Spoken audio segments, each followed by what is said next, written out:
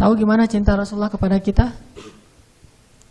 Salah satu di antara cinta Rasulullah kepada kita yang gak bisa digantikan oleh siapapun, termasuk oleh orang tua kita. Ayah ibu kita gak bisa mencintai kita seperti cinta Rasulullah. Pasangan kita yang katanya sehidup semati gak bisa mencintai kita seperti cintanya Rasulullah. Gimana cintanya Rasulullah? Nanti di padang mahsyar Allah Subhanahu wa taala berfirman, "Yauma yafirrul mar'u min akhihi wa ummihi wa abihi wa sahibatihi wa banihi likulli imri'in minhum yawma idzin sya'nun yughni."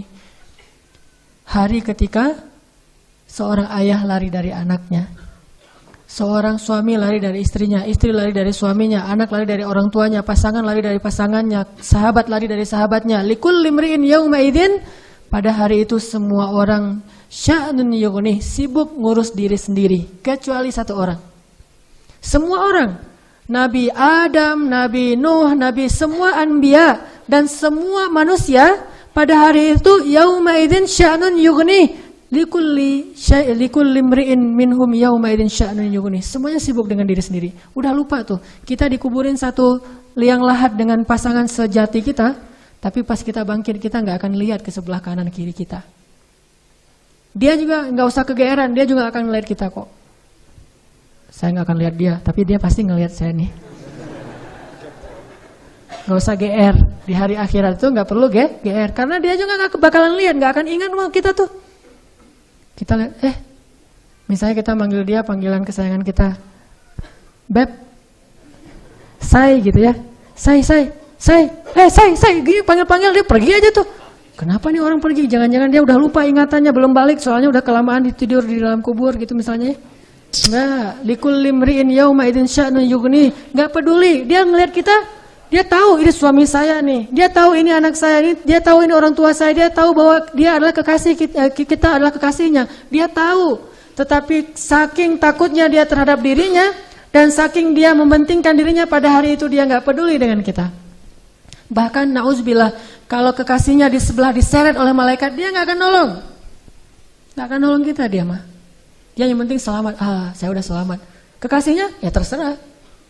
Nanti kalau dia udah beres, baru nanti dia, itu juga gak semua orang bisa seperti itu. Tapi Rasulullah satu-satunya orang yang pada hari itu yang sangat sibuk, mondar-mandir, sibuknya luar biasa, cuma satu orang, Muhammad SAW. Itu sibuk banget. Gimana sibuknya Rasulullah? Ketika lagi di padang mahsyar, Rasulullah langsung mencari mana umatku. Dia cari, siapa kamu? Umat Muhammad. Sini. Siapa kamu? Umat Muhammad. Kumpulin semuanya umatnya. Kemudian Nabi sujud kepada Allah dengan sujud yang sangat lama. Sampai Allah mengatakan, ya Muhammad, bangkitlah dari sujudmu. Sal tu'tah, minta akan saya beri. Bangkit dari sujudmu. Ya Allah, saya tidak akan bangkit dari sujud saya sebelum saya mendapatkan apa yang engkau janjikan. Wahai Muhammad, minta. Ya Allah, berikan saya kesempatan untuk memberi minum kepada umat-umat saya. Mereka kehausan, ya Allah. Kasihan mereka di bawah terik matahari. Akhirnya Allah mengatakan, ya Muhammad, ini telaga Al-Kautsar, beri minum kepada umatmu. Panggil, wahai umatku. Sampai Rasulullah ditanya oleh Fatimah, ya ayah, nanti di padang mahsyar, kalau saya pengen ketemu ayah, ketemu di mana? Wahai Fatimah, sesungguhnya aku ada di telaga Kautsar dan memberi minum kepada setiap umatku. Datanglah ke telaga Kautsar. Rasulullah padahal dijamin masuk surga, surganya Firdaus. Ngapain tuh capek-capek ngurus kita, pergi aja ke surga Firdaus menikmati hidup. Tapi beliau nggak rela, ditampakkan ke hadapan beliau, ini Firdaus, ini surgamu wahai Muhammad. Nabi Muhammad nggak akan tersenyum sedikit pun. Beliau nanya, umatku di mana ya Allah? Ini Firdaus, umatku di mana ya Allah? Mereka di padang mahsyar, langsung balik lagi keluar dari surga coba. Keluar dari surga cari, terus memberikan minum satu persatu. Bahagia banget, ketemu umatnya tuh kayak ketemu kekasih lama, kasih minum. Kasih minum. Setelah minum satu teguk kita nggak akan haus lagi selama-lamanya. Ketika seorang ayah, ibu, kekasih meninggalkan kita, Rasulullah mencari kita. Di mana fulan? Di mana fulan? Honda Spasi motor, Honda Space motor D4541 harap dipindahkan. D811NN, juk putih di depan pintu gerbang, segera dipindahkan. Oh. Cek. Tadi sampai di mana? Sampai spasi. Cobain aja nih. Apa? Oh ya, sampai Telaga Kausar. Rasulullah SAW ya. Jadi ketika semua orang ngelupain kita, dan gak salah mereka ngelupain kita karena kita juga ngelupain mereka. Jadi jangan ke istri ya ngomongnya, Mah, Mama, Papa gak akan cinta-cinta banget sama Mama. Kenapa Papa? Nanti Mama pasti akan ngelupain Papa. Enggak kok Papa, gak akan lupa. Lupa. Kapan Pak? Nanti di akhirat. Oh iya, Papa juga gitu kan? Iya sih. Di situ emang semua orang saling melupakan, dan saling melupakan itu bukan karena Allah mencabut memori dan ingatan kita, karena memang kita mementingkan diri sendiri kecuali Rasulullah SAW. Di mana umatku ya Allah? Kasih minum satu-satu. Setelah dikasih minum, Rasulullah SAW sujud lagi. Ya Muhammad, kenapa engkau sujud? Sujudnya lama banget sambil menangis di hadapan Allah. Ya Rabbi, ya Rabbi, ya Rabbi. Terus Allah mengatakan, bangun ya Muhammad, aku berikan apa yang kau minta. Ya Allah, selamatkanlah umatku dari sirat. Langsung Nabi meminta kepada Allah kayak gitu, kata Allah, maka tunggulah mereka di ujung sirat. Nabi menunggu kita di ujung sirat sambil mengatakan, Allahumma salim salim, Allahumma salim salim. Ya Allah selamatkan, ya Allah selamatkan. Maka yang amalnya banyak dia lewat.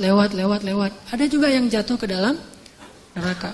Rasulullah ketika tahu umatnya masih banyak yang di dalam neraka, langsung sujud lagi di hadapan Allah. Sujud yang sangat lama. Allah mengatakan, ya Muhammad, bangkitlah dari sujudmu, apa yang kau inginkan? Ya Allah, selamatkanlah seseorang dari api neraka yang di dalam hatinya ada iman walaupun sekecil biji kurma.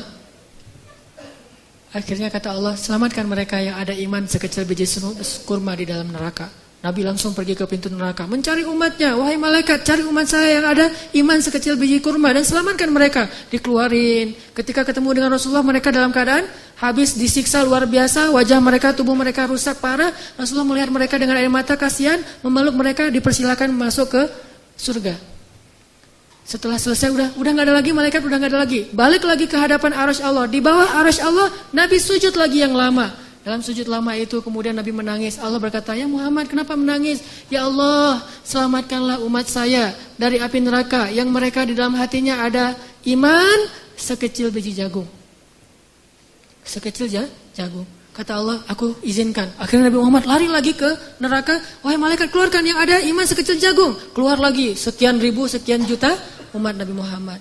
Udah selesai semua, udah gak ada sisa. Balik lagi di bawah arasy Allah. Sujud lagi yang lama, nangis lagi sepanjang waktu yang cukup lama. Sampai Allah bertanya, ya Muhammad, bangkit. Apa yang kau inginkan ya Allah? Keluarkanlah umatku yang di dalam neraka, yang di dalam hatinya ada iman sekecil biji sawi, zarrah.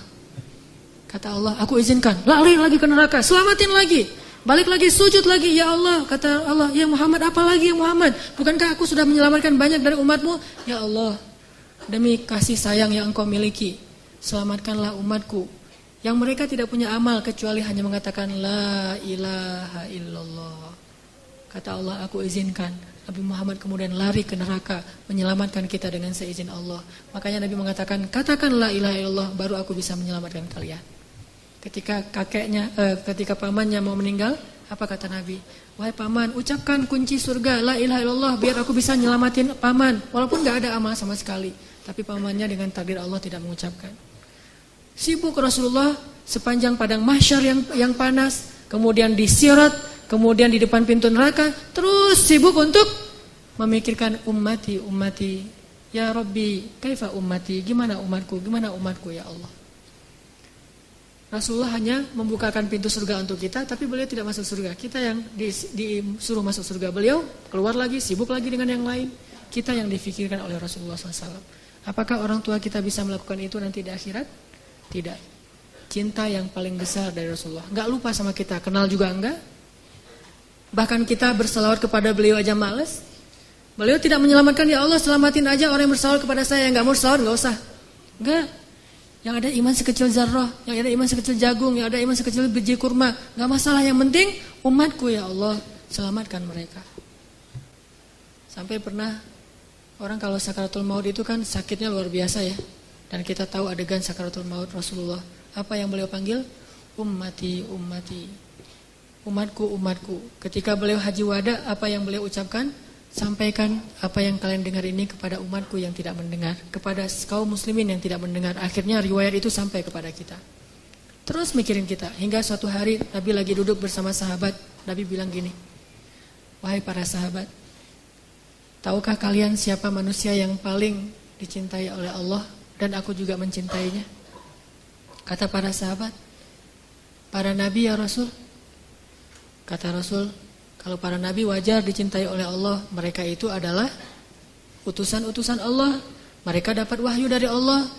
Mereka langsung berbicara dengan Allah seperti Musa, wajar dicintai oleh Allah. Tapi bukan itu maksud saya. Oh, kalau gitu para sahabat-sahabat Nabi seperti kami ya Rasul.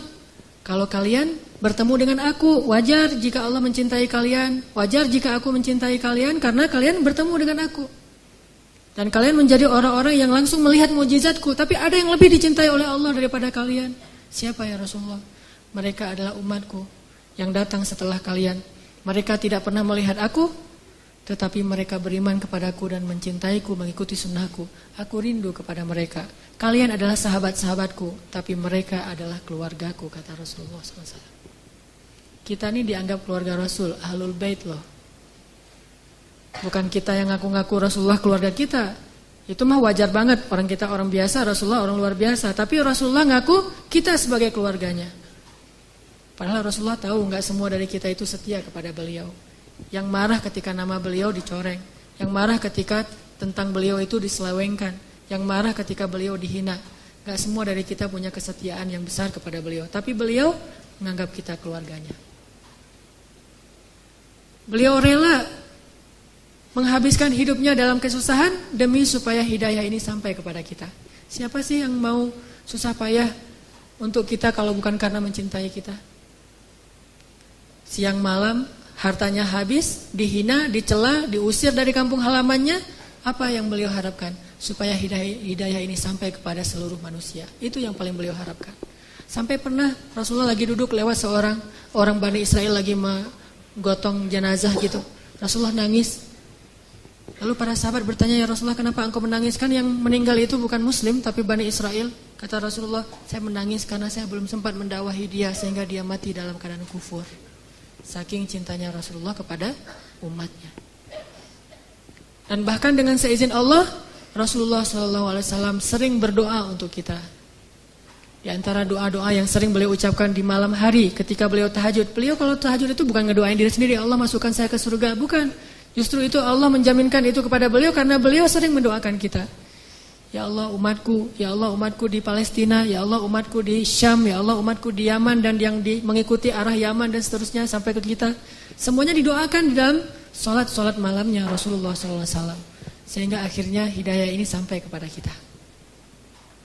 Ini baru Rasulullah, belum lagi cinta Allah kepada kita.